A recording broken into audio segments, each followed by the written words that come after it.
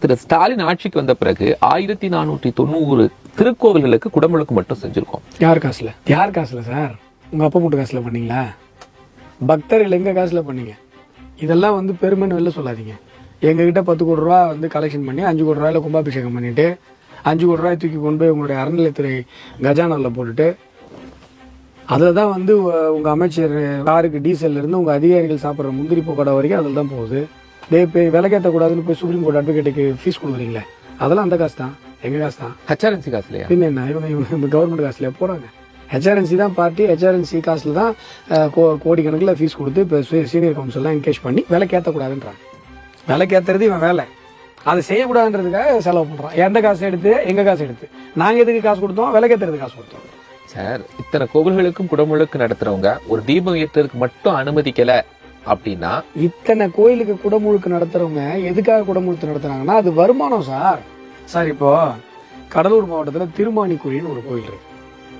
திருமானிக்குழி அந்த கோவிலில் வந்து பார்த்தீங்கன்னா அங்கேயும் கார்த்திகைக்கு மறுநாள் தீபம் ஏற்றுவாங்க. திருவண்ணாமலையில் முதல் நாள் ஏற்றுவாங்க, அடுத்த நாள் இங்கே ஏற்றுவாங்க.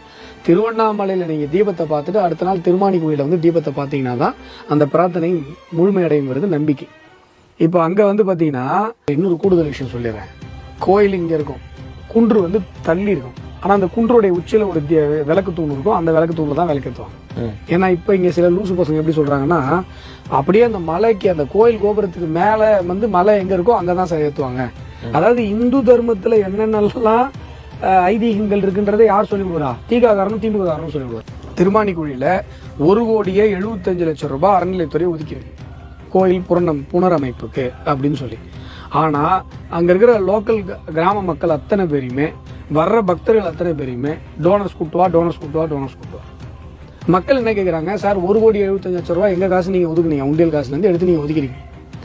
அது என்ன பண்ண போறீங்க அந்த 1,75,00,000 ரூபாய்க்கு? எல்லாத்துக்கும் இந்த சிப்ஸ் போடுறதுக்கு டோனர் கூட்டுவா, அந்த பில்டிங் திருப்பி ரிஜினேட் பண்ணுறதுக்கு டோனர், எல்லாத்துக்கும் டோனர் கேட்குறீங்க.